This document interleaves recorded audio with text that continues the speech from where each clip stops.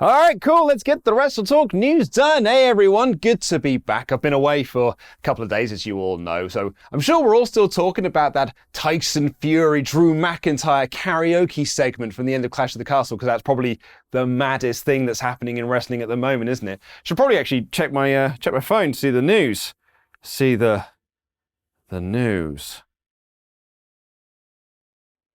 Oh my. In this WrestleTalk news, new rumors circle that CM Punk is done with AEW following All Out. And even if he isn't, he's injured again. Malakai Black could also be done with wrestling and more. Subscribe and enable notifications to always on for daily wrestling news videos. And I really think now is the best time to be doing that, because this is an ever-changing and evolving story. Support WrestleTalk! Right, so the last few days in the wrestling world, well, specifically the All Elite wrestling world, have been pretty wild. If you've been under a rock or away from wrestling news like me for the last couple of days, let me bring you up to speed. Following his title win at All Out, CM Punk did a media scrum with Tony Khan where he said less than favorable things about Kenny Omega, the Young Bucks, Hangman Adam Page, Colt Cabana, and even MJF, who was revealed to be his next title contender. What followed was a reported scuffle between Punk, the Bucks, and Omega, and Punk's trainer Ace Steel, where Punk threw punches at Matt Jackson and Steel threw a chair at Nick Jackson, giving him a black eye before biting Kenny Omega like he was Shayna Baszler debuting on the main roster. Most of this has been confirmed from both sides, but most of the reports that have come out have painted Punk and Steel to be the bad guys in this scenario, with Fightful even noting in a couple of reports that the heat backstage on CM Punk and Ace Steel is unreal. But there are two sides to every story, and a new report from Fightful Select has a version of how events went down being told by people close to the Ace Steel CM Punk side of things. According to those sources, the Young Bucks approached Punk's locker room after the scrum and banged on the door, but Punk didn't answer because he was recovering from his bloody main event match with Jon Moxley. Annoyed by the lack of response, the Bucks reportedly kicked the door down and started swinging. Matt swung first allegedly, and Punk responded by punching him back. It was here that Omega and Steel made their way into the room. And speaking of Ace Steel, reportedly his wife was in the room, and this is what Steel had told people set him off and made him go ballistic. Fightful's report adds the claim made from him was that he was looking out for his wife above anything else. This is, of course, just the other side to the story, and perhaps we now find ourselves in a world where we'll never truly know what actually happened. Brian Alvarez, who'd also heard the version of events where the Bucks and Omega started all of this prior to SRS's report, noted on Wrestling Observer Radio, depending on who you talk to, who was there, who heard what from who, you're gonna hear one side of the story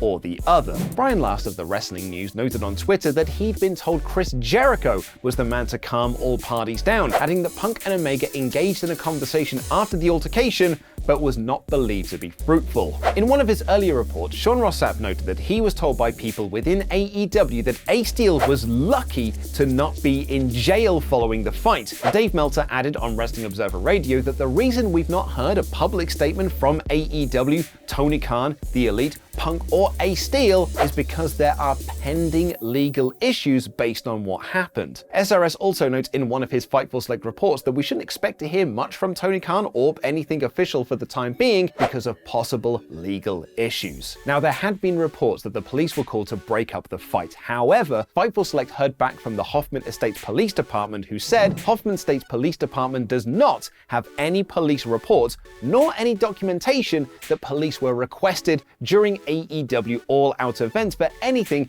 that allegedly occurred backstage. The only police response at the event was regarding a family issue in the audience. So the question becomes, what happens next? How are you feeling? I'm itching. I'm itching to book my show. I talked about bringing in Stone Cold Steve Austin, but I have brought in brute force! Your big stars, they fall to the might of Tucker. Edge gets the win because of the running. Ooh, no! And Tucker? Hold on. Pete, I couldn't afford my show. That didn't start a rivalry! Why won't the rivalries row? What's going on?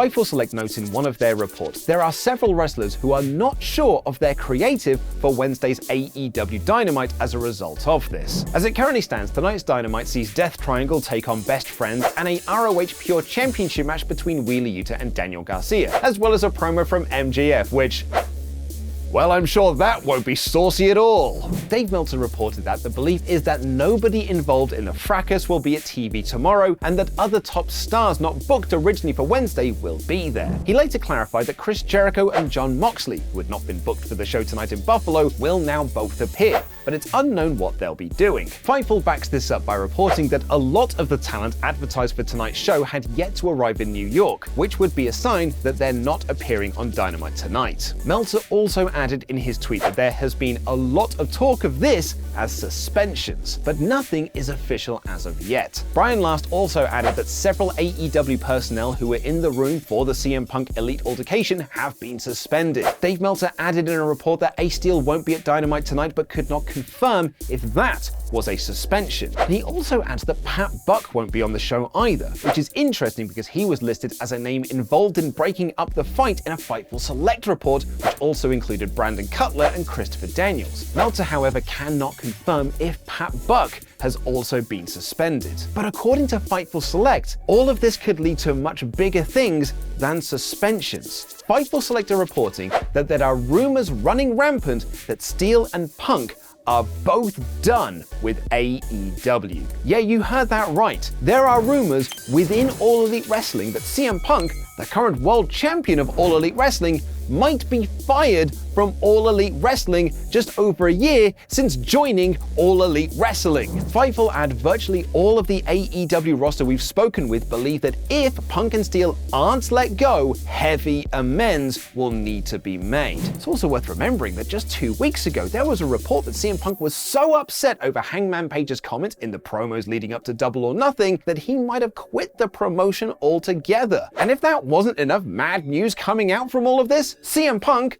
the man who just won the World Championship after coming back from an injury, might be injured again. Fightful Select initially reported that there were those within AEW who had heard that CM Punk picked up an injury during the melee with the Elite, but could not confirm this. There'd also been rumors abound that Punk tore his pec, but again, nothing could be confirmed. Sean Ross Sapp is now saying that more sources have come out to say that Punk did pick up an injury, injuring his tricep specifically, but this did not come from the fight backstage, instead happening when Punk did a dive during his World Championship main event match with Jon Moxley at All Out. Punk was reportedly seen icing his triceps backstage after the match and during the scrum, and SRS was told that Punk was hurt going into the fight with Omega and the Bucks. So that's all the latest as it stands, well, at least at the time of this recording, and bloody hell, this story is so ever-changing there might have been some major updates since. But to summarize, Ace Steel and Pat Buck might have been suspended. Others in the fight might also be suspended and probably won't be at TV tonight. There could be some potential legal issues coming off the back of the incident, and CM Punk might be done with All Elite Wrestling, and even if he isn't, he's currently injured. And CM Punk might not be the only one done with AEW. Thank you for your support on Patreon, Double L, Liam Leonard, and Mad Mac the Meat Father. Bloody love those lads. Get your own Patreon shout out on the WrestleTalk news by going to patreon.com/WrestleTalk.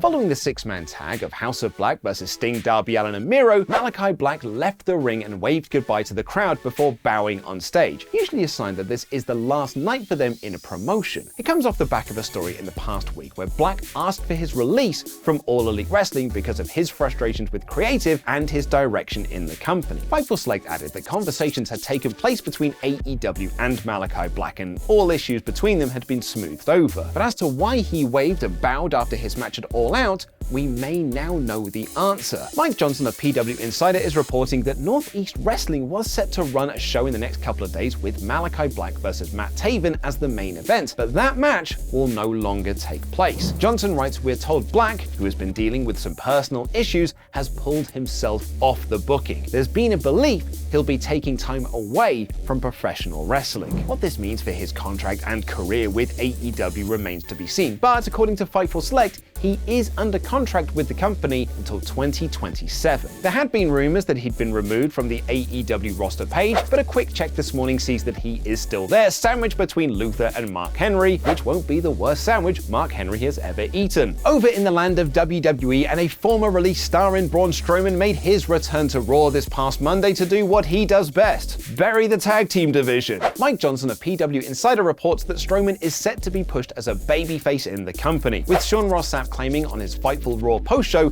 that he'll be moved to SmackDown despite returning on Raw. EC3 of Control Your Narrative posted a statement about Braun returning to WWE, saying, "With Adam's return to WWE, the vision remains the same, but the immediate future is known. This is not a bad thing. To our CYN talent, those that are knocking on the door, to any fan, lover, hater, or any individual reading, I can assure you only one thing: everything you ever want is on the other side of the unknown." Sounds good, EC3. Yeah, you go control that narrative or whatever it is you're doing.